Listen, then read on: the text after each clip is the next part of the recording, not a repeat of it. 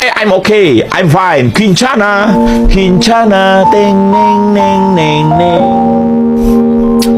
Ku menahan rasa sakit, rasa sakit. Few moments later.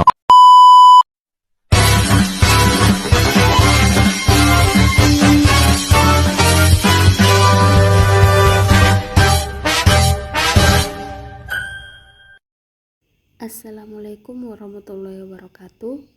Baiklah, pada pertemuan kali ini saya akan menjelaskan tentang kurikulum Merdeka Belajar. Ayo simak penjelasannya. Yang pertama di sini ada pengertian kurikulum Merdeka Belajar.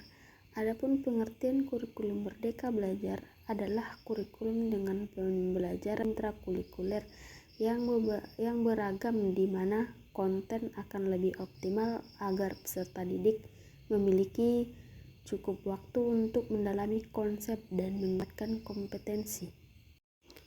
Selanjutnya, pembelajaran berdiferensiasi. Pembelajaran berdiferensiasi adalah pelaksanaan pembelajaran yang disesuaikan dengan keadaan kondisi fisik peserta didik, dengan tetap memberikan hak pendidikan yang sama untuk semua peserta didik sesuai dengan kebutuhan perbedaan setiap individu atau peserta didik. Nah, selanjutnya capaian pembelajaran dan fase. Capaian pembelajaran merupakan kompetensi pembelajaran yang harus disesuaikan peserta didik pada setiap fase, dimulai dari fase fondasi pada PAUD untuk pendidikan dasar dan menengah. CP disusun untuk setiap mata pelajaran. Nah, selanjutnya di sini ada peta konsep pembelajaran berdiferensiasi. Yang pertama ada strategi. Strategi di sini terbagi 3, yaitu diferensiasi konten, yang kedua diferensiasi proses, dan yang ketiga produk. Adapun karakteristik pembelajaran berdiferensiasi yaitu yang pertama, pembelajaran dengan konsep dan prinsip memberikan dorongan kepada siswa atau murid.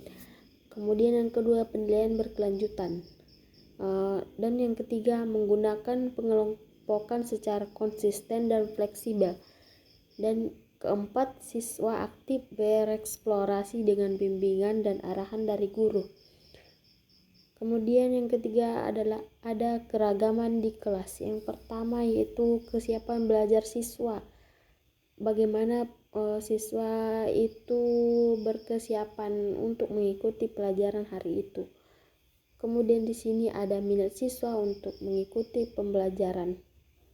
Dan yang ketiga, profil belajar siswa.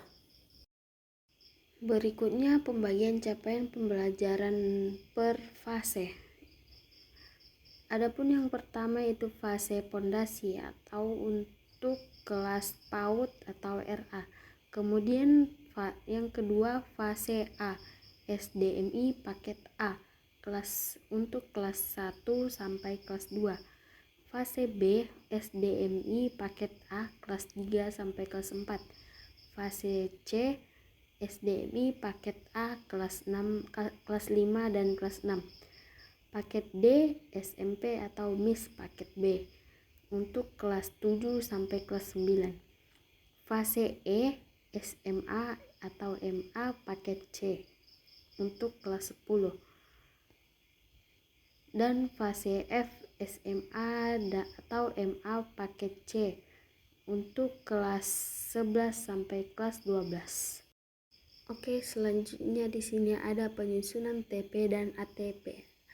TP itu adalah tujuan pembelajaran dan ATP adalah alur tujuan pembelajaran.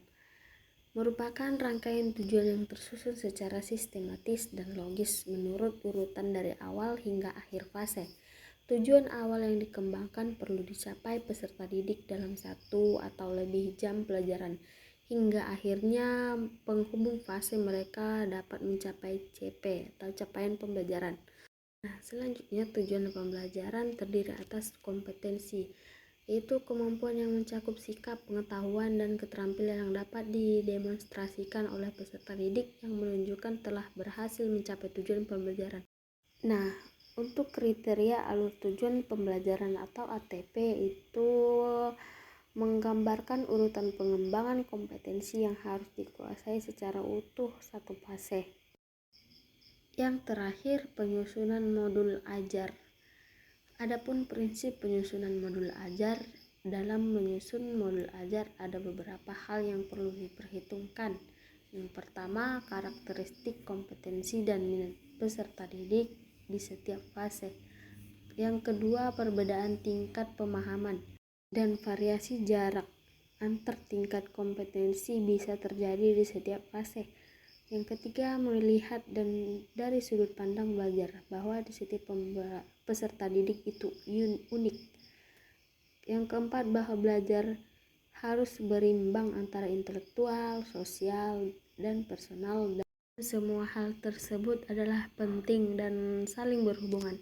Dan yang terakhir, tingkat kematangan setiap peserta didik tergantung dari tahap perkembangan yang dimulai oleh seorang peserta didik, dan merupakan dampak dari pengalaman sebelumnya.